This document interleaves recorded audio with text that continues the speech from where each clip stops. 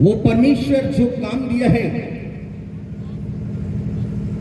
मुझे बोलने को, आपको सुनने को, और ना सिर्फ सुनने को बल्कि उस पर अमल करने को जो काम मिला है उसे हम ध्यान दें कि वो परमेश्वर जो मरे हुओं को जिलाता है उसने कैसे लाजर के जीवन में काम किया। ये लाजर जो यदि आत्मिकता की तौर पर लिया जाए, ये प्रभु यीशु मसीह वो लाजर के घराना में आना जाना उसका हमेशा का था। लेकिन ये लाजर जो था, वो लाजर यदि आत्मिकता में कहें तो वो लाजर जो मर चुका था, उसके 4 दिन हो चुके थे, उसके मरे हुए गुफा में रखा गया था और कपड़ों में लिपटा हुआ बंधन में था। आज जो आत्मिकता में मर जाता है वो उसी तरीके से बंधन में पड़ा होता है। पाप का बंधन, श्राप का बंधन, अंधकार का बंधन, शैतान का बंधन, मृत्यु का बंधन में पड़ा होता है और वो अपने से निकल नहीं पाता। वो बंधन में पड़ा पड़ा बेकाबू होता है और शैतान के चलाए चलता है। सब वो आत्मिकता में कमजोर होता, शैतान का दांव चलता है। यहां पाते हैं जब यीशु मसीह बेतनिया में आए लाजर के घर में, वो हमेशा उनका आना जाना था। यहां 3 व्यक्ति हैं, लाजर है, मार्था है, मरियम है, लेकिन तीनों का अलग अलग काम है। आपने देखा होगा, वचन बताता है मार्था जो है वो सिर्फ सेवा में लगी रहती थी, चिंता बहुत करती थी। और तब एक दिन उसने प्रभु से शिकायत किया, प्रभु मरियम तो सिर्फ बैठे रहती है आपके पास और हमें तो सारा काम करना पड़ता है। और तब प्रभु ने उसे कहा, मार्था तो बहुत चिंता करती है, लेकिन एक बात तो तय है कि मरियम ने उत्तम भाग को चुन लिया है। हालेलुया! मरियम ने उत्तम भाग को चुन लिया है। वो उत्तम भाग क्या है? परमेश्वर का वचन सुनना और मानना। कल हमने इस बात को कहा था कि प्रभु यीशु मसीह से जब कहा गया कि देख तेरी माता और तेरे भाई तुझसे मिलने क्यों आए हैं, और तब प्रभु ने कहा कि मेरे माता और मेरे भाई वही है जो परमेश्वर का वचन सुनते और मानते हैं। वही उसके घराने के लोग हैं, अर्थात परमेश्वर के घराने के लोग वही हैं जो परमेश्वर का वचन सुनते और मानते हैं और मसीह के रिश्तेदार बनते हैं। यदि हम परमेश्वर के वचन को सुनते और मानते हैं तभी हम मसीह के रिश्तेदार बन पाएंगे, अन्यथा हम परमेश्वर के राज्य के काबिल नहीं हो पाएंगे। वो योग्यता हासिल हम नहीं कर पाएंगे जो परमेश्वर ने हम सबों को देने का वादा किया है। वो मुकुट हम नहीं प्राप्त कर पाएंगे जिसकी होड़ में हम कभी यहाँ कभी वहां जाते हैं। आप कितनों ही सभा में चले जाएं, कितनों ही पास्टरों को सुन लें, लेकिन जब तक उस वचन को सुनकर मानना नहीं होगा तब तक हम परमेश्वर के राज्य के अधिकारी नहीं हो पाएंगे। हालेलुया! और ये जरूरी है कि हमें यदि परमेश्वर के घराने के लोग बनना है तो निश्चय ही हम उस जीवते परमेश्वर के वचन को सुनकर माने, जो हमने सुना है उस पर अमल भी करें और उसके अनुसार अपने आप को ढालें, क्योंकि वो वचन ही है। जब हम उसे ग्रहण करते हैं अर्थात मसीह को ग्रहण करते हैं, क्योंकि ये वही वचन है जो देहधारी हुआ और मसीह के रूप में प्रकट हुआ है। जब हम परमेश्वर के वचन को ग्रहण करते तो मसीह को ग्रहण करते, मसीह को ग्रहण करते तो मसीह का आत्मा हम में आता, मसीह का आत्मा हम में आता तो मसीह का सामर्थ हम में आता, मसीह का सामर्थ हम में आता तो वही काम जो हमारा खुदावन यीशु मसीह ने किया परमेश्वर की सामर्थ के द्वारा, वो सारे काम हम भी करने पाते हैं। और उसी ने वो सारी बातों को हम सबों को दिखाया है, चिताया है, बताया है, सिखाया है कि हम उसके मार्गों पर चले। और उसी ने 7 IM कहा, क्योंकि एक दिन जब मूसा ने परमेश्वर से पूछा कि मैं इस्राएलियों से क्या बोलूं कि तू कौन है, तो परमेश्वर ने कहा उससे कहना कि मैं जो हूं मैं जो हूं सो हूं। और यही बात को प्रभु यीशु मसीह ने नए नियम में कहा, 7 बार उन्होंने मैं हूं करके कहा। वो सारी बातें जो हम पाते हैं जिसने कहा जगत की ज्योति मैं हूँ, जीवन की रोटी मैं हूँ, मार्ग सत्य और जीवन मैं हूँ, द्वार मैं हूँ, भला चरवाहा मैं हूँ और सच्ची दाखलता मैं हूँ, पुनरुत्थान और जीवन मैं हूँ। इस तरह के उसने 7 वचन जो मैं हूँ मैं हूँ मैं हूँ करके कहा, और उसने साफ कहा जो मेरे पीछे बोलेगा वो अंधकार में ना पड़ेगा वरन जीवन की ज्योति पाएगा। वो अंधकार में ना पड़ेगा वरन जीवन की ज्योति पाएगा। और वही जीवन है जो वो देने वाला है, वही जीवन है जो उसने लाजर को दिया। ये लाजर आत्मिक रूप से मरा हुआ था, मरे हुए इसको 4 दिन हो चुके थे। मार्था ने कहा प्रभु अब तो इसमें से बास आती होगी, इसके मरे हुए तो 4 दिन हो चुके। हो सकता है हमारे जीवन में भी ऐसी बातें हैं कि हमारे जीवन से भी बास आती हो। आत्मिकता में इतने ज्यादा मरे हुए हैं, कितने सड़े हुए हैं कि उसमें से भी बास आती हो। लेकिन खुदावन यीशु मसीह है जिसकी एक आवाज पर मुर्दे भी बाहर निकल आते हैं। हालेलुया। जिसकी एक आवाज पर मुर्दे भी बाहर निकल आते हैं। और लाजर के साथ यही हुआ कि वो बंधन में पड़ा था, पाप के बंधन में, श्राप के बंधन में, अंधकार के बंधन में, शैतान के बंधन में, मृत्यु के बंधन में पड़ा था। और तब मसीह ने उसे आवाज दिया कि हे लाजर उठ और बाहर आ, उठ और बाहर आ। वो लाजर खुदावंद यीशु मसीह की आवाज को सुना, उसकी आवाज को सुना और वैसे बंधा हुआ में से ही वो बाहर निकल आया। आज चाहे कितने बंधन हमारे जीवन में हो, चाहे वो पाप का हो, श्राप का हो, अंधकार का हो, शैतान का हो, व्यसन का हो, व्यभिचार का हो, या कोई भी बंधन हो, वो हर एक बंधन को तोड़ने वाला हमारा खुदावंद यीशु मसीह है जो हमें हर एक बंधनों से आजाद करता है। हालेलुया। और हमारे लिए उसने खुद अपने प्राणों को दिया है कि हमारे प्राण बच जाए से। वो छुटकारा जो उसके लहू में है वो उसने बहा दिया कलवरी क्रूस पर। और जिसके लिए कल हमने उन सारी बातों को हमने मनन किया कि वो क्रूस की बातें क्या थी और क्रूस पर उसका लहू बहाना क्या था। और वही लहू में वो ताकत है जिससे हमें छुटकारा मिलती है, पापों से, श्रापों से, अंधकारों से, शैतानों से और मृत्यु से छुटकारा जो मिलती है वो हम प्राप्त करते हैं। और आज जो हमें बताता है ये वचन कि उसने लाजर से कहा हे लाजर उठ और बाहर आ, उठ और बाहर आ, उठ और बाहर आ।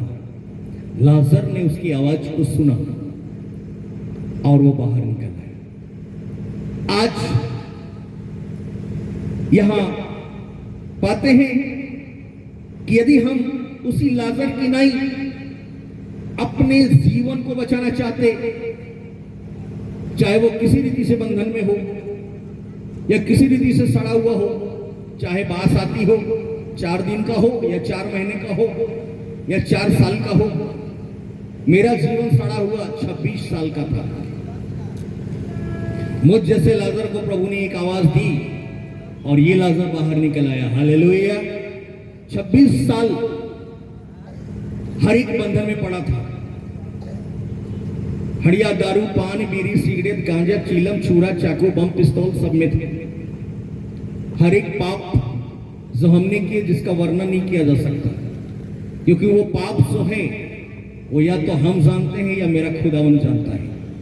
तीसरा व्यक्ति जाने या ना जाने उसे कोई फर्क नहीं पड़ता, क्योंकि एक जो है जो मृत्यु के बंधन में पड़े और दूसरा जो है वो मृत्यु के बंधन से छुड़ाने वाला है। हालेलुया। तीसरा से कोई फर्क नहीं पड़ता और तीसरे की कोई जरूरत भी नहीं है। सिर्फ आप और आपका खुदावन यीशु मसीह जिसने आपके लिए लहू बहाया है, और उसी से हमें अपनी दुहाई करनी है कि वो आपसे अपने अनुग्रह को हमें प्रकट करे। वो अनुग्रह उसके लहू के द्वारा, उसके मारे जाने के द्वारा, उसके गाड़े जाने के द्वारा, उसके तीसरे दिन जिलाए जाने के द्वारा, और फिर से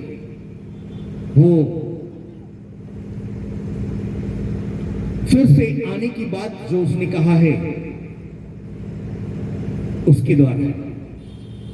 क्योंकि हम सब ने जो उस काम को देखा है जो उसने सारे जगत के लिए किया है, उसका वर्णन जो हमने पाया है, पवित्र शास्त्र हमें बताती है कि सारे जगत के लोगों के लिए हमारे खुदावन यीशु मसीह ने अपने आप को कुर्बान किया। परमेश्वर ने हम सब का बोझ, पापों का बोझ उसी पर लाद दिया।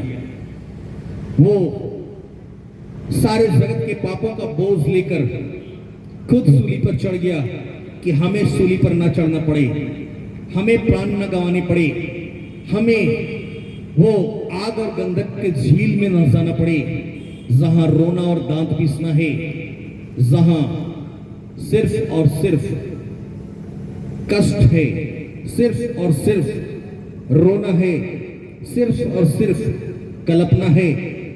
और इसलिए प्रभु ने कहा कि यदि तुम्हारे आंख तुम्हें ठोकर खिलाए तो आंख फोड़ डाल। बिना आंख के स्वर्ग के राज में प्रवेश करना उत्तम है, इसलिए कि बशर्ते कि आंख रहते तुम नरक में डाला जाए। यदि हाथ तुझे ठोकर दिलाए तो हाथ काट डाल। बिना हाथ के लूला होकर तुझे स्वर्ग के राज में जाना उत्तम है, बजाय इसके कि दोनों हाथ रहते हुए तू नरक में डाला जाए। यदि पैर तेरे ठोकर खिलाए तो तू उसे काट डाल। अब यहां ऐसी बातें नहीं है, किसी ने कहा कि अरे हाथ पैर सब कुछ काट डालेंगे तो फिर क्या बचेगा हमारे पास, शरीर में क्या बचेगा। ये उस तरह की काटने की बातें नहीं है, कुल्हाड़ी लाया और काट दिया। ये अंकुश लगाने की बातें हैं। यदि हमारी आंखें वो बुरी नजर देखती हैं, उस पर अंकुश लगाओ। यदि हमारे हाथ बुरे काम करते हैं, उस पर अंकुश लगाओ। यदि पैर हमारे गलत मार्ग में जाते हैं, उस पर अंकुश लगाओ, ताकि तुम्हारा खुदावन जब तुम्हारा न्याय करे तो तुम्हें निर्दोष और निष्कलंक पाए। इसलिए कि तूने उस पर अंकुश लगाया है जो परमेश्वर के विरुद्ध कार्य थे, जो आज्ञाओं के विरुद्ध थे। और यहां फिर से हम देखते हैं कि जब यीशु लाजर के गांव आया, मार्था ने जो उससे कहा कि प्रभु यदि तू यहां होता तो मेरा भाई लाजर ना मरता। आज ये सोचने वाली बात है कि यदि हमारा खुदावन यीशु मसीह हमारे घर में होगा तो हमारे कोई भाई कोई बहन उस अनंत मृत्यु को नहीं प्राप्त करेंगे या करेगा। वो आत्मिक मृत्यु को नहीं प्राप्त करेगा या करेगी।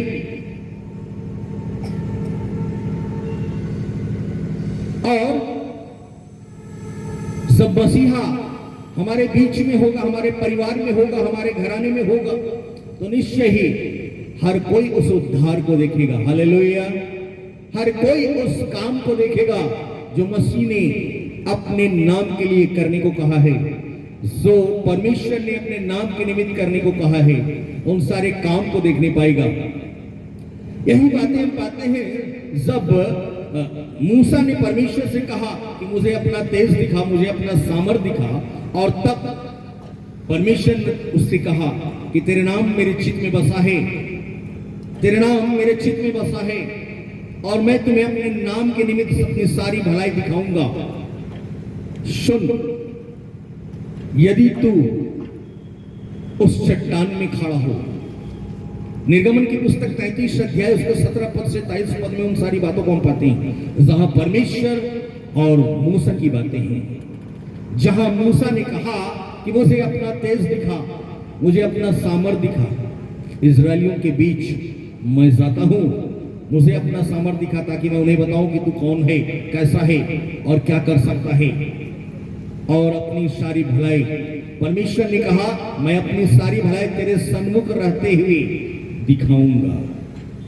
यदि मनुष्य उस जीवते परमेश्वर को अपने सन्मुख रखता है, और वो कैसे अपने सन्मुख रखता है, प्रभु यीशु मसीह ने कहा मत्ती रचित सुसमाचार 18 अध्याय 19 और 20 पद में उन्होंने कहा कि पृथ्वी पर कोई दो व्यक्ति किसी एक बात पर इच्छित और एक मन के हो जाए और वो स्वर्गीय पिता से मांगे वो उसके लिए हो जाएगा। आगे उन्होंने कहा जहां 2 या 3 मेरे नाम पे इकट्ठे होते हैं मैं उनके सन्मुख होता। हालेलुया।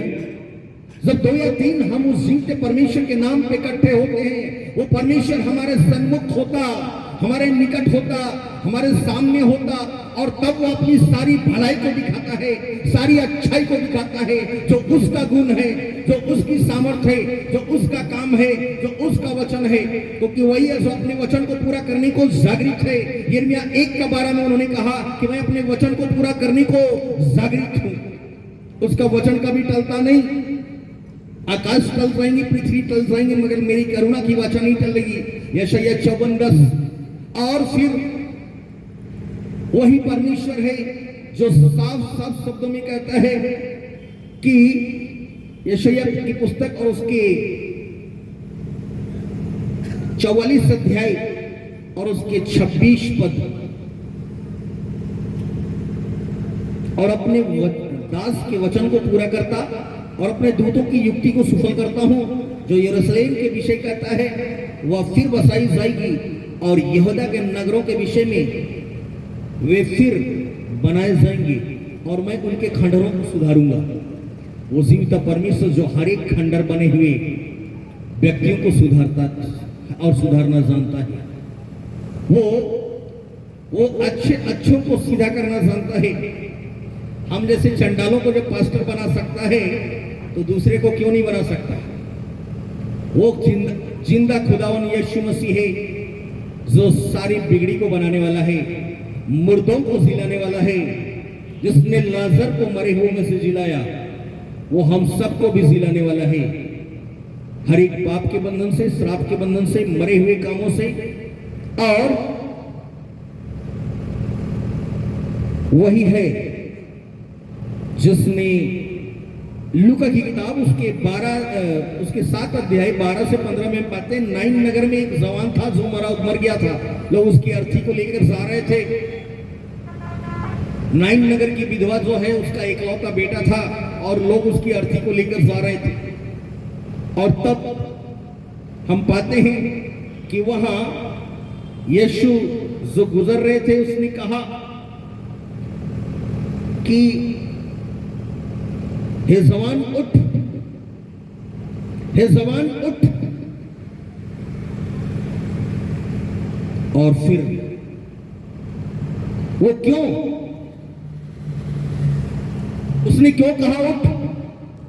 क्योंकि वहां हम देखते हैं, वचन बताता है 12 पद से आगे, जब वह नगर के फाटक के पास पहुंचा तो देखो लोग एक मुर्दे को लिए बाहर जा रहे थे, जो अपनी मां का इकलौता पुत्र था। वह विधवा थी और नगर के बहुत से लोग उसके साथ थे। उसे देखकर प्रभु को तरस आया और उससे कहा मत रो, मत रो। आज हर वो परिवार की माता जिसका औलाद पाप के बंधन में है, श्राप के बंधन में है, अंधकार के बंधन में है, शैतान के बंधन में है, मृत्यु के बंधन में है, मरे हुए का सा है, जिसका कोई प्रतिफल नहीं होता, वो निकम्मा बना पड़ा है, तो ऐसे पुत्र की माता वो हर हाल में रोती है, उसके लिए आंसू बहाती है। और ऐसों ही के लिए वो जीवता खुदावन यीशु मसीह तरस खाता है। और हर माता की पुकार को जो वो अपने औलाद के लिए करती है, अपने बेटे के लिए करती है, वो निश्चय ही परमेश्वर उसकी पुकार को सुनता और उसका उत्तर देता है। और यहां हम पाते हैं प्रभु को तरस आया, उसने कहा उससे मत रो, और आकर अर्थी को छुआ और उठाने वाले ठहर गए। तब उसने कहा है जवान मैं तुझसे कहता हूं उठ।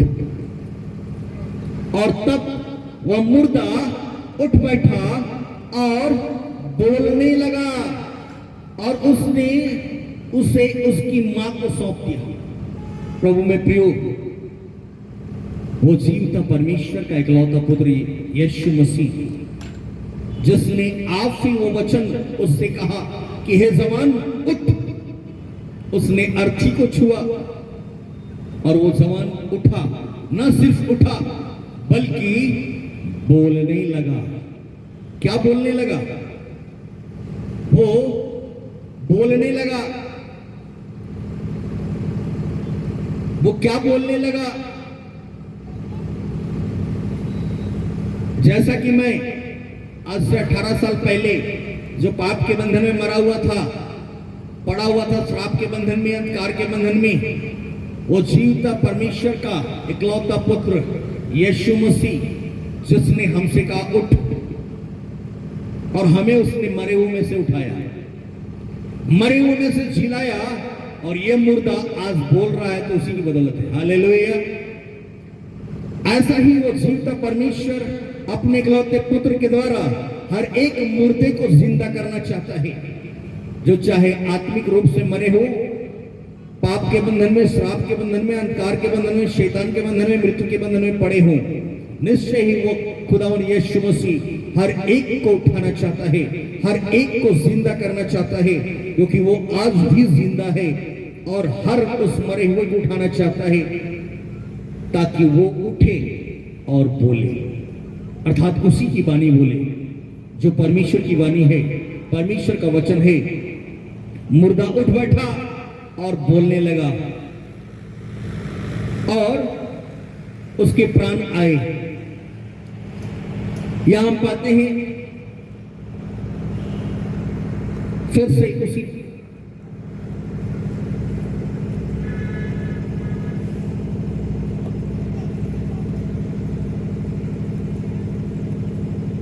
और आगे क्या हम पाते हैं, यूहन्ना 5:21 में हम पाते हैं, यूहन्ना 5:21, यहां हम देखेंगे यूहन्ना रचित सुसमाचार 5वें अध्याय 21 पद,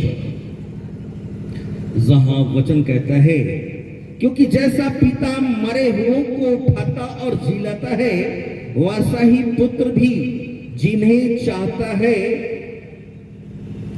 उससे जिलाता है, जिन्हें चाहता है उससे जिलाता है। और पिता किसी का न्याय भी नहीं करता, परंतु न्याय करने का सब काम पुत्र को सौंप दिया है। इसलिए जैसे लोग पिता का आदर करते हैं, वैसे पुत्र का भी आदर करे। जो पुत्र का आदर नहीं करता, वो पिता का जिसने उसे भेजा है आदर नहीं करता। मैं तुमसे सच सच कहता हूं, जो मेरा वचन सुनकर मेरे भेजने वाले की प्रतीति करता है, अनंत जीवन उसका और उस पर दंड की आज्ञा नहीं होती, परंतु वह मृत्यु से पार होकर जीवन में प्रवेश कर चुका है। मैं तुमसे सच सच कहता हूं, वह समय आता है और अब है, जिसमें मृतक परमेश्वर के पुत्र का शब्द सुनेंगे, और जो सुनेंगे वो जिएंगे।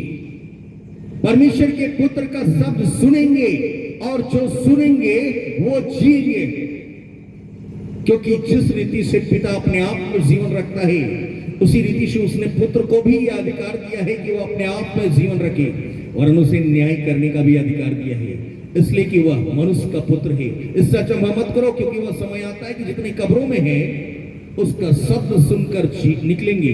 जिन्होंने भलाई की वह जीवन के पुनरुत्थान के लिए जी उठेंगे, और जिन्होंने बुराई की है वे दंड के पुनरुत्थान के लिए जी उठेंगे। प्रभु में प्रियो, और इसीलिए वचन हमें बताता है कि लाजर की बहन जब यीशु से मिलने गई, उसने कहा, यदि तू हो यहां होता तो मेरा भाई कदापि न मरता। और तब उसने, अर्थात मसीह ने मार्था से कहा कि वो जी उठेगा। और तब मार्था क्या बोलती है, हाँ प्रभु, मैं जानती हूं ये अंतिम दिन में, अर्थात पुनरुत्थान के दिन में, ये मेरा भाई जी उठेगा। लेकिन वो ये ना जानती थी कि उसका भाई तो आज ही जिंदा होने वाला है। हालेलुया, उसका भाई आज ही जिंदा होने वाला है। और आगे हम पाते हैं 40 पद में पाते हैं, यूहन्ना रचित सुसमाचार 11 अध्याय,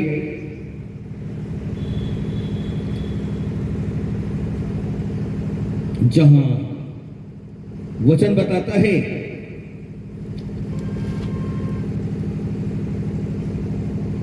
ग्यारह अध्याय 40 से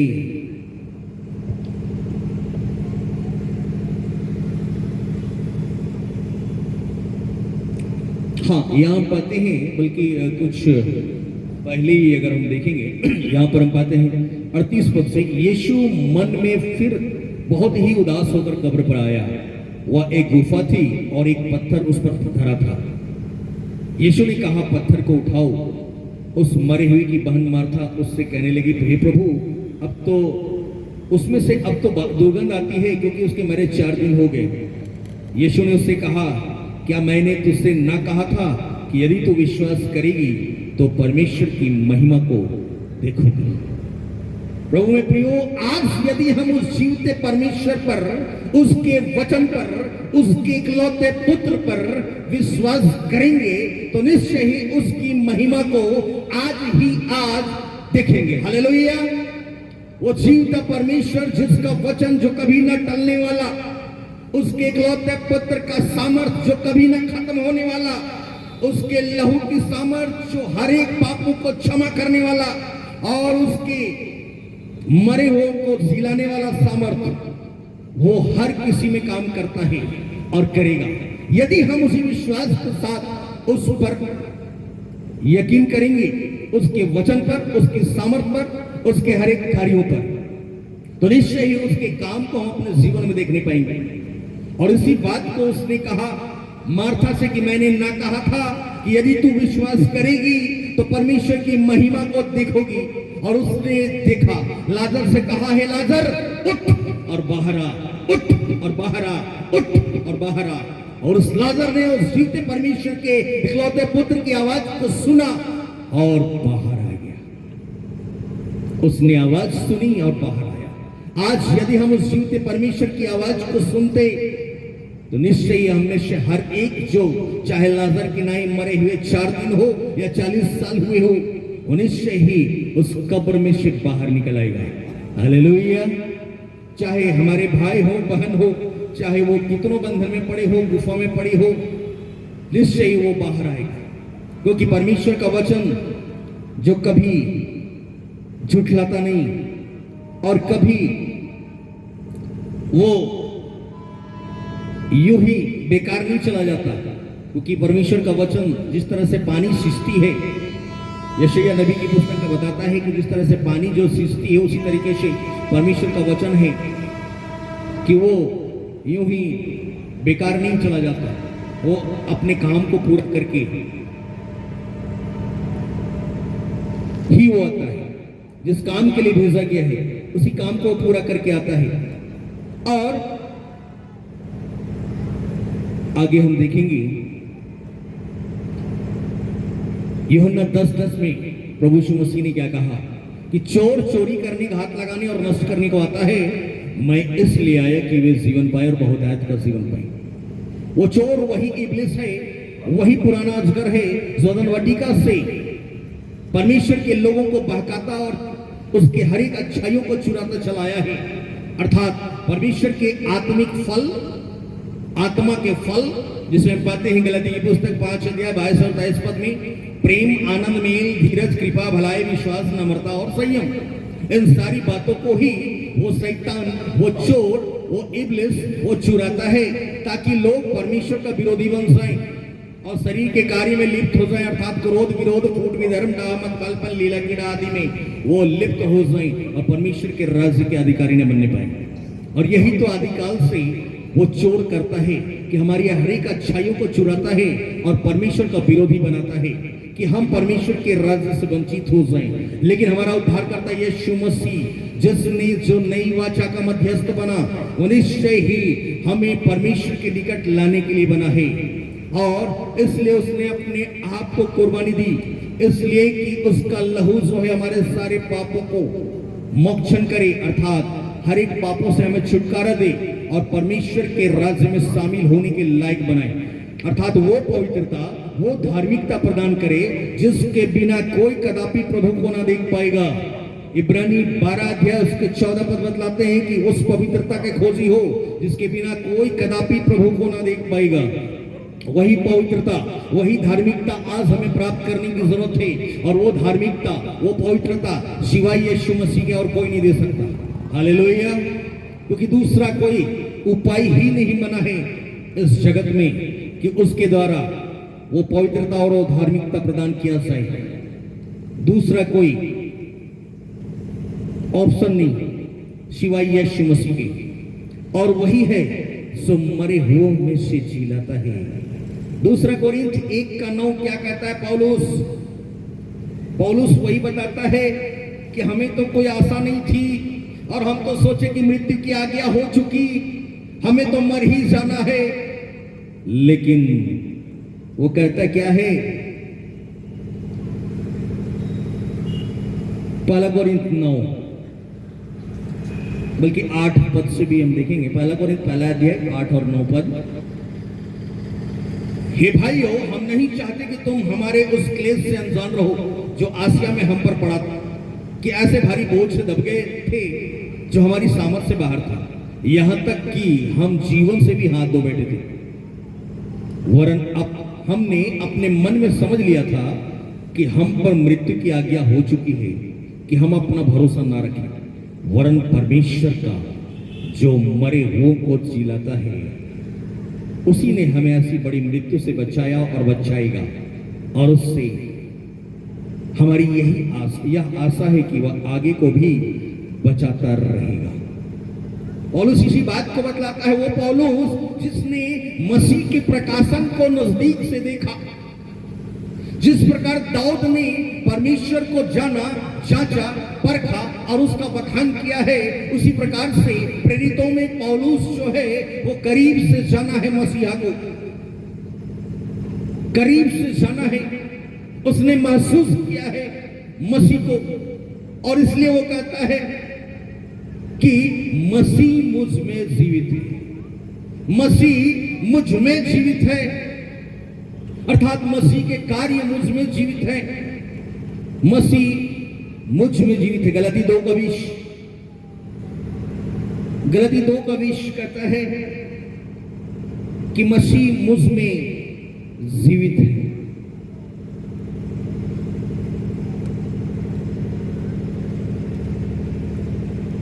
मैं मसीह के साथ क्रूस पर चढ़ाया गया हूं और अब मैं जीवित न रहा, पर मसीह मुझ में जीवित है। मैं शरीर में अब जो जीवित हूं तो केवल उस विश्वास से जीवित हूं जो परमेश्वर के पुत्र पर है, जिसने मुझसे प्रेम किया और मेरे लिए अपने आप को दे दिया। मैं परमेश्वर के अनुग्रह को व्यर्थ नहीं ठहराता, क्योंकि यदि व्यवस्था के द्वारा धार्मिकता होती तो मसीह का मरना व्यर्थ होता। वो मसीह मरा तो हमारे लिए मरा कि हम जिलाए जाएं, हम मौत से बचाए जाएं। वो मौत जो आत्मिक मौत है, वो मौत जो अनंत मौत है, उससे बचाए जाएं। शारीरिक मौत तो हर किसी को आनी है, वरन हर किसी की अपनी अपनी बारी है कि हमें से हर एक को वहीं जानी है। लेकिन यहां शर्त यह है कि यदि हम मसीह के लहू के द्वारा धोए गए हैं, निर्दोष और निष्कलंक मेमने के लहू के द्वारा धोए गए हैं, तो निश्चय ही हम निर्दोषता और निष्कलंक पाए जाएंगे, अन्यथा काल के गाल में जाएंगे। अन्यथा वो हमें नहीं पहचानेगा, क्योंकि उसने साफ कहा है कि जो पिता के सामने मेरा इनकार करेगा, मैं भी उसका इनकार करूंगा। जो लोगों के सामने मेरा इनकार करेगा, मैं भी पिता के सामने उसका इनकार करूंगा, और वो हमें स्मरण न करेगा। और इसीलिए 10 कुंवारियों की बातें जो हैं वहां उसे हम स्मरण करें कि 10 कुंवारियों में 5 जो थी वो तो अपने दिए में तेल और मसाल जलाकर रखी थी, और बाकी जो 5 थी वो तो तेल लेने गई थी और तेल ढूंढ रही थी, जबकि दूल्हा आ चुका। आज हम नहीं जानते कि हमारा दूल्हा हमारे लिए कब आएगा। हम नहीं जानते कि वो हमारा दूल्हा हमारे लिए कब आएगा और कब हमें यहां से जाना है। और उसी के आह्वान किया जाता है कि हर वक्त हमें तैयार रहना है, कि हमारा दूल्हा कब आएगा हम नहीं जानते। और इसलिए हर वक्त हर समय हमें तैयार रहना है कि हमारा दूल्हा आएगा और हमें लिए जाएगा। और इसलिए हमें अपने मसाल में तेल डालकर रखना है और मसाल को जलाते रहना है। हालांकि वो टिमटिमाती बत्ती को भी नहीं बुझाएगा, लेकिन यूं नहीं कि सिर्फ टिमटिमाते रहें, बल्कि जलते रहें। वो चाहता है कि हम हर हमेशा जलते रहें, हमारे दिए में तेल हमेशा भरा रहे और परमेश्वर का वचन से हम ओतप्रोत रहे, उसकी सामर्थ से हम भरे रहे, उसकी आत्मा से हम भरे रहे, ताकि हमारा जीवता परमेश्वर का इकलौता पुत्र यीशु मसीह जब हमें लेने आए तो उसके सिंहासन के सन्मुख हम निर्दोष और निष्कलंक पाए जाए, क्योंकि हम सब ने उसके सिंहासन के निकट जाना है। उसी से होकर हमें उस परमेश्वर के राज में प्रवेश करना है, क्योंकि परमेश्वर ने उसे ही इस जमीन पे भेजा और उसने हम सबों को आदर्श दिया है कि हम उसके पद चिन्हों पर चले, और उसने देह में रहकर उन सारे कामों को दिखा दिया है कि एक मनुष्य को कैसे जीना चाहिए, कैसे चलना चाहिए, कैसे रहना चाहिए, परमेश्वर की अधीनता में, पवित्रता में, धार्मिकता में, सहिष्णुता में, आज्ञाकारिता में कैसे रहना चाहिए। उसने जीकर भी बताया है, जीकर दिखाया है। और पहला फल हुआ है वो पहला कोरिन्थ 15 अध्याय हम 20 पद से आगे पाते हैं कि जैसे आदम में सब मरते हैं, मसीह में सब जिलाए जाएंगे, वरन हर एक की अपनी अपनी बारी है। पहला फल मसीह, उसके पीछे उसके लोग होंगे। और दो तरह की देह की बातें जो हैं, वो देह की बातें 2 कोरिन्थ 5 अध्याय और उसमें हम पाते हैं कि जब ये पृथ्वी पर का डेरा सरीखा घर गिराया जाएगा तो हमें स्वर्ग में एक ऐसा भवन मिलेगा जो हाथों से बना हुआ नहीं परंतु चिरस्थायी है। इसमें तो हम कहते और बड़ी लालसा रखते हैं कि उस घर को पहन लें ताकि हम उसके पहनने से नंगे ना पाए जाएं। वो नंगापन क्या है? वो नंगापन पाप है। वो नंगापन पाप है जिसके द्वारा आदम और हवा ने पेड़ों के ओट में हो लिया उस नंगापन को देखकर, और वही नंगापन है जो हमें परमेश्वर से अलग करता है। वही पाप है जो हमें परमेश्वर से अलग करता है। लेकिन परमेश्वर ने अपने इकलौते पुत्र यीशु मसीह को इस जगत में इसलिए भेजा कि हमें उस पाप से मुक्त करे, श्राप से मुक्त करे और हमें परमेश्वर के निकट ले आए। उसके लहू में वो सामर्थ्य है जिससे हमें पापों से छुटकारा मिलती है, श्रापों से, अंधकारों से, शैतानों से और मृत्यु से छुटकारा मिलती है। और आज का वचन जो हमें बतलाता है कि निश्चय ही मसीह में ही वो जीवन है जो हम सबको दे सकता है, और वही है जो मरे हुओं को जिलाता है, वही है जिसमें मरे हुओं को जिंदा करने की ताकत है, क्योंकि वो खुद जिंदा है। हालेलुया! वो खुद जिंदा है। उसने मरकर, परमेश्वर ने उसे मृत्यु से पार कराकर जीवन में प्रवेश कराया है और वो पहला फल हुआ है। और आज वो हमारे लिए विनती करने को सर्वदा जीवित है। इब्रानी 7:25 बतलाता है कि वो आज भी हमारे लिए विनती करने को सर्वदा जीवित है। हमारे लिए वो विनती करता है, और वो विनती जो सारे जगत के लिए उसने किया उसे हम पाते हैं यूहन्ना रचित सुसमाचार 17 अध्याय में कि जिसने सारे जगत के लिए प्रार्थनाएं की पिता से कि हे पिता, जैसे तू मुझ में है मैं उनमें हूं, और उसके द्वारा जितने विश्वास में आएंगे वे सब एक हो जाएं, वे सब एक हो जाएं। परमेश्वर की योजना है कि अदन वाटिका में जो पाप आया उस पाप के द्वारा मृत्यु चली आई और लोग उससे बिछुड़ गए। उसकी सृष्टि जो उसने मनुष्य जाति को जो अपने स्वरूप और अपनी समानता में बनाया था वो उससे बिछुड़ गए, उससे अलग हो गए। पाप के कारण, श्राप के कारण वो अलग हो गए। उसी श्राप और पाप को हटाने के लिए तो उसने अपने इकलौते पुत्र को भी इस जमीन पे भेज दिया कि उसके द्वारा हम सब उद्धार पाएं, मरे हुए कामों से हम छुटकारे को प्राप्त करें, जिसका कोई प्रतिफल नहीं होता सिवाय मौत के, और वो भी अनंत काल का मौत, और वो भी नरक की आग में जलने के लिए। और उसी से बचाने के लिए परमेश्वर ने अपने इकलौते पुत्र यीशु मसीह को जमीन पर भेज दिया कि उसके द्वारा हम छुटकारा, मुक्ति, उद्धार, चंगाई और अनंत जीवन को प्राप्त करें, पुनरुत्थान को प्राप्त करें। और एक दो वचन बोलकर मैं अंत करूंगा। प्रभु यीशु मसीह ने जो आपसे हमारे लिए जीवन लाया है,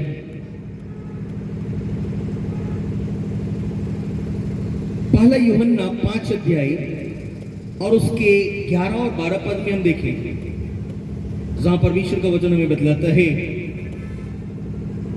वो जिंदगी के विषय में, वो जीवन के विषय में जो परमेश्वर का इकलौता पुत्र में है। पहला यूहन्ना 5 अध्याय और उसके 11 और 12 पद में हम पाते हैं,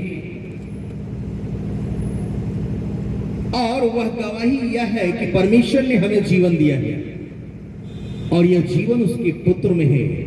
जिसके पास पुत्र है उसके पास जीवन है, और जिसके पास परमेश्वर का पुत्र नहीं उसके पास जीवन भी नहीं। जिसके पास परमेश्वर का पुत्र है उसके पास जीवन है, और वो जीवन उसके इकलौते पुत्र में है। वो जीवन जो प्रभु यीशु मसीह ने कहा, जीवन मैंने जो वचन कहा है उसके कारण तुम शुद्ध हो। मैंने जो वचन तुमसे कहा है उसके कारण तुम शुद्ध हो। वो शुद्धता, वो पवित्रता, वो धार्मिकता, वो सहिष्णुता उसके वचन के द्वारा हमारे जीवन में आती है। मन की शुद्धता, यूहन्ना रचित सुसमाचार 15 अध्याय 30वें पद में प्रभु यीशु मसीह ने कहा कि मैंने जो वचन कहा है उसके कारण तुम शुद्ध हो। वो वचन जो उसने हमसे कहा उसके कारण हमारे मन की शुद्धता होती है और हम शुद्ध मन, शुद्ध शरीर, शुद्ध आत्मा प्राप्त करते हैं। लेकिन पाप से छुटकारा की, पाप से शुद्धता की जो बात है, और वो यही है कि वो उसी निर्दोष और निष्कलंक मेमने के द्वारा है और दूसरे के द्वारा नहीं। पहला पत्रस पहला अध्याय 18 और 19 पद वही हमसे कहता है कि जो है तुम्हारा निकम्मे चाल चलन से छुटकारा, क्योंकि तुम जानते हो कि तुम्हारा निकम्मा चाल चलन जो बाप दादों से चलाता है उससे तुम्हारा छुटकारा सोने चांदी अर्थात नासमान वस्तुओं के द्वारा नहीं हुआ, पर निर्दोष और निष्कलंक मेमने अर्थात मसीह के लहू के द्वारा हुआ है। हमारा निकम्मा चाल चलन क्या है? जो बाप दादों से चला आता है, अर्थात आदम के जमाने से चला आता है, वो निकम्मापन, अर्थात परमेश्वर की आज्ञाओं को तोड़ने का निकम्मापन, परमेश्वर की आज्ञाओं को ठुकरा देने का वो निकम्मा चाल चलन जो बाप दादों से चलाता है, जिसके कारण पाप आता है, और उसी के कारण यदि हम मसीह में नहीं है तो श्राप आता है। जो कोई मसीह में नहीं है तो पुरानी व्यवस्था में, पुरानी व्यवस्था में तो श्रापित है वो जो वाचा के वचन को ना माने। यिर्मयाह की पुस्तक 11 अध्याय 1 से 3 पद में पाते हैं, श्रापित है वो मनुष्य जो वाचा के वचन को ना माने। और यदि हम परमेश्वर के वचन में आते हैं तो निश्चय मसीह में आते हैं, और यदि मसीह में आते हैं तो निश्चय ही वो अनुग्रह में आते हैं, और यदि अनुग्रह में आते हैं तो निश्चय ही पाप मोक्षण में आते हैं। विश्वास के द्वारा उसका लहू अर्थात यीशु मसीह का लहू हम में कार्यकारी होता है। क्योंकि रोमी की पुस्तक उसका 3रा अध्याय 22 से आगे जब हम देखेंगे कि वो धार्मिकता जो परमेश्वर ने यीशु मसीह के द्वारा ठहराया है, रोमी की पुस्तक उसके 3 अध्याय और उसके 22 से आगे पद में हम जो देखते हैं जहां परमेश्वर का वचन कहता है कि अर्थात परमेश्वर की वह धार्मिकता जो यीशु मसीह पर विश्वास करने से सब विश्वास करने वालों के लिए है, क्योंकि कुछ भेद नहीं, इसलिए कि सबने पाप किया परमेश्वर की महिमा से रहित थे, परंतु उसके अनुग्रह से उस छुटकारे के द्वारा जो मसीह यीशु में है संत मेंत धर्मी ठहराए जाते हैं। उसे परमेश्वर ने उसके लहू के कारण एक ऐसा प्रायश्चित ठहराया जो विश्वास करने से कार्यकारी होता है कि जो पाप पहले किए गए और जिनकी परमेश्वर ने अपनी सहनशीलता से आनाकानी की उसके विषय में वो अपनी धार्मिकता प्रकट करे, वरन इसी समय उसकी धार्मिकता प्रकट हो कि जिससे वह आपकी धर्मी ठहरे और जो यीशु पर विश्वास करे उसका भी धर्मी ठहराने वाला हो। वो धार्मिकता जो मसीह के द्वारा आती है और वो अनुग्रह उसी में आती है कि हम वो धार्मिकता और पवित्रता को प्राप्त करें, और वही है जो हमें जीवन देता है। क्योंकि वो जीवन मसीह में ही है और वही जीवन है जो हमें मिलता है। और यदि मसीह हमारे जीवन में है तो निश्चय ही वो जीवन हम प्राप्त करेंगे जो अनंत काल का है। और यदि मसीह नहीं तो वो जीवन नहीं, क्योंकि मसीह में ही वो जीवन है, वो अनंत काल का जीवन, वो उद्धार का जीवन, छुटकारे का जीवन, मुक्ति का जीवन, चंगाई का जीवन। यदि परमेश्वर के वचन को हम अपने जीवन में काम में लाते हैं तो हम मसीह में बने रहते हैं। यदि वचन में बने हैं तो मसीह में बने, मसीह में बने हैं तो मसीह का आत्मा हमारे साथ है। यदि मसीह का आत्मा हमारे साथ तो मसीह का सामर्थ हमारे साथ। यदि मसीह का सामर्थ हमारे साथ तो मसीह का अद्भुत और आश्चर्य कर्म हमारे साथ। यदि अद्भुत और आश्चर्य कर्म हमारे साथ तो निश्चय ही मसीह जीवन आशीषित जीवन है। और यदि वचन नहीं तो कुछ नहीं, तो मसीह नहीं, मसीह नहीं तो आत्मा नहीं, आत्मा नहीं तो अनुग्रह नहीं, अनुग्रह नहीं तो दया नहीं, दया नहीं तो फिर सामर्थ नहीं, सामर्थ नहीं तो फिर आश्चर्य और अद्भुत कर्म नहीं, और अद्भुत कर्म नहीं तो कुछ नहीं। और इसीलिए दाऊद के भजन संहिता 90 अध्याय में जो पाते हैं मूसा की प्रार्थना, जो मूसा ने कहा कि मनुष्य के दिन तो 70 वर्ष के होते हैं और बल से 80 भी हो जाए तो भी उसका घमंड केवल शोक और कष्ट है और हम यूं ही चले जाते हैं।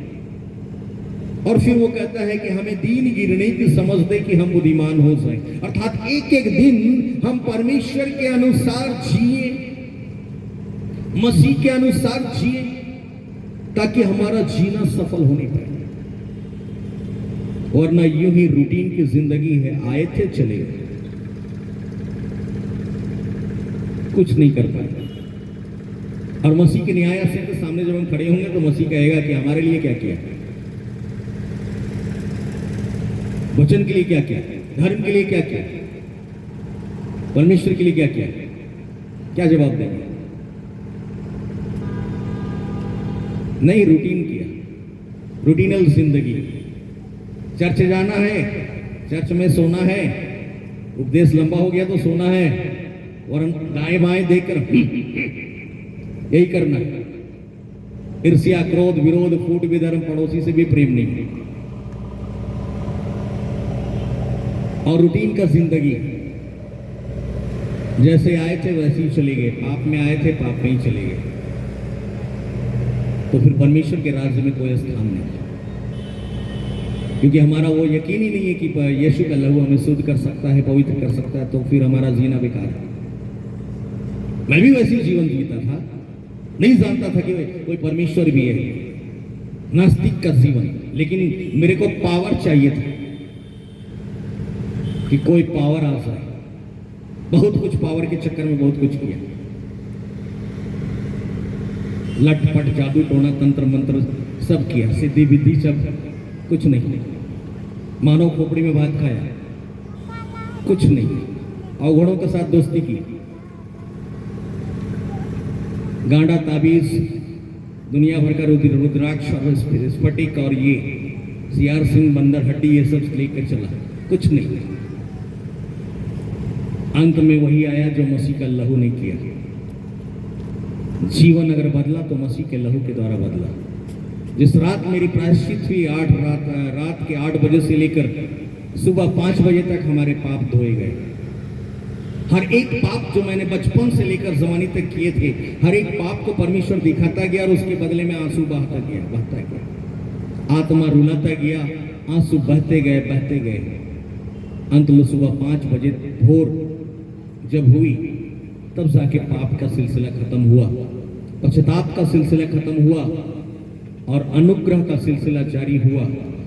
पाप मोक्षण का काम शुरू हुआ, यीशु का लहू का काम शुरू हुआ और उसने हमें आजाद किया और एक नया जीवन प्रदान किया। और फिर अपना आत्मा से पिरोया, और वही आत्मा के जरिए आज जो कुछ मैं बोल रहा हूं वही आत्मा की सामर्थ्य है कि उसके द्वारा मैं बोल रहा हूं। और वो गवाही, क्योंकि वो मुर्दा जो नाइन नगर की विधवा का बेटा था, वो जब उठा तो बोलने लगा, मैं पाप के बंधन में मरा था, पड़ा था। जब मैं उठा तो मैं बोलने लगा। आज 18 साल हो गए बोलते बोलते। और उम्मीद करता हूं परमेश्वर का अनुग्रह हमेशा बना रहे तो मरते दम तक बोलूंगा, जब तक कब्र में ना जाऊं, अंतिम क्षण तक बोलूंगा। मेरी ख्वाहिश तो यही है, यदि परमेश्वर ने चाहा तो अंतिम क्षण तक बोलूंगा। और वो उसके अनुग्रह से ही है। हम सब उसके जिंदे गवाह होते हैं कि परमेश्वर का अनुग्रह, उसकी सामर्थ्य, उसके लहू की सामर्थ्य कैसे काम करती है। हम जैसे पापी को जब वो खड़ा कर सकती है तो आप लोगों को क्यों नहीं? आपके पास तो पाप की गिनती भी नहीं। हमारे पास तो इतने सारे पाप थे कि नरक में भी स्थान नहीं मिलता। क्योंकि दाऊद जैसे बताता है कि मैं तो अपने पापों को जानता हूं, निरंतर मेरा पाप मेरी दृष्टि में रहता है, वो दाऊद कहता है। और फिर वो भी कहता है कि जब तक मैं अपना पाप छुपाए रखा तब मैं तेरे हाथ के बोझ तले पड़ा था, कहरता रहा। लेकिन जब मैंने अपना पाप तुझ पर प्रकट किया और कहा मैं अपने अपराधों को मान लूंगा, और तब तूने क्षमा कर दिया। तूने मंदिर से मेरी आवाज सुन ली, दाऊद कहता है। नीति वचन 28 अध्याय 13 पद कहता है कि जो अपना अपराध छुपा रखता है उसके कार्य सफल नहीं होते, मगर जो उसको मान लेता है और उसे छोड़ भी देता है उस पर दया की जाएगी। बुद्धिमानी से काम लेना, आसानी से परमेश्वर के राज्य में शामिल होना है। और सबसे बड़ी बुद्धिमानी क्या है जो कि जिसके लिए मूसा ने प्रार्थना किया कि हमें दीन गिरने की समझ दे कि हम बुद्धिमान हो जाएं। भजन संहिता 90 अध्याय 10 पद से 12 पद में कि हमें दीन गिरने की समझ दे कि हम बुद्धिमान हो जाएं। हमारे मेनलाइन चर्च में जब भी मिट्टी देने की बारी आती है उस वक्त में ये वचन हमेशा बोला जाता है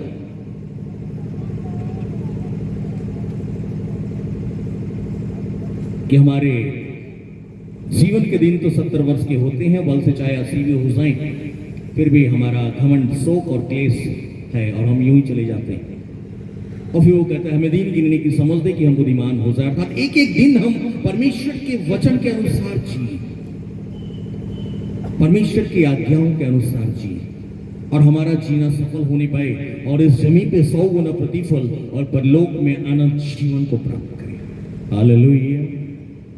क्योंकि वही है जो खुदावंद यीशु मसीह जो जिंदा है और हम सबों को जिंदा देखना चाहता है।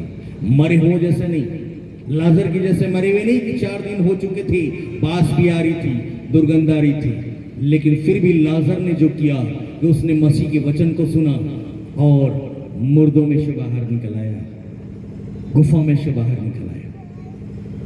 और हम सब भी यही चाहते हैं कि जैसा लाजर ने किया वैसा हम भी करें, उस गुफा में से बाहर निकल आए और मसीह की सामर्थ हम पर छाया करे और हम उसमें बलवंत और उसमें फलवंत हो जाए, हमारा जीना सफल to जाए, इस जमीन पे 100 गुना प्रतिफल पर लोक में अनंत जीवन को प्राप्त करें। हमारे जीने का मकसद वही होना है, जीव या मरो मसीह के लिए। इसलिए पौलुस कहता है जीना मसीह, मर जाना लाभ। आइए नहीं कह के हम अंत करते हैं।